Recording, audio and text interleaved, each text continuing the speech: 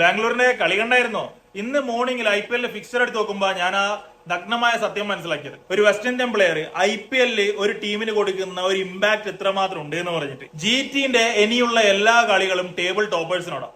അതിൽ തന്നെ Bangalore, Sunrisers Hyderabad, Rajasthan Royals, പിന്നെ കിങ്സ് 11 പഞ്ചാബ്. ബാംഗ്ലൂർ എപ്പോഴും പോലെ തന്നെ അഗ്രസീവ് ആയിട്ടുള്ള കളി, എത്ര വിക്കറ്റ് പോയിക്കോട്ടെ, ഇനി 8 വിക്കറ്റ് പോയിക്കോട്ടെ, അടിച്ചിട്ടേ നമ്മളിവിടെ പോകുന്നുള്ള മൈൻഡ് സെറ്റിലായിരുന്നു ബാംഗ്ലൂർ.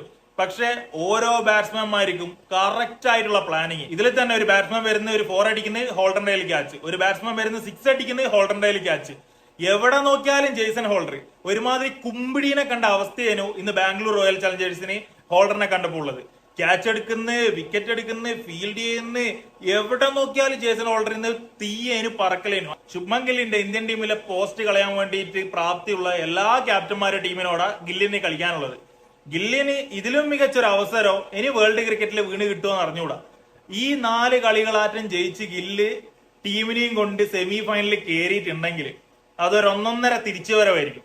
അങ്ങനെ ഇരിക്കുമ്പോഴാ നരേന്ദ്രമോദി സ്റ്റേഡിയത്തിലേക്ക് ബാംഗ്ലൂർ കളിക്കാൻ വരുന്നത്. അങ്ങനെ ആദ്യത്തെ കടമ്പയായിട്ടുള്ള ബാംഗ്ലൂർ റോയൽ ചലഞ്ചേഴ്സിനെ വീഴ്ത്തിയിട്ടുണ്ട്. ഇനിയുള്ള 3 എണ്ണം അവന്മാരാണെങ്കിൽ റെഡ് ഹോട്ട് ഫോമിൽ. പ്രിൻസിന് ജയിക്കാൻ പറ്റുമോ ഇല്ലയോ കണ്ടിരുന്നെ കാണേണ്ടി വരും.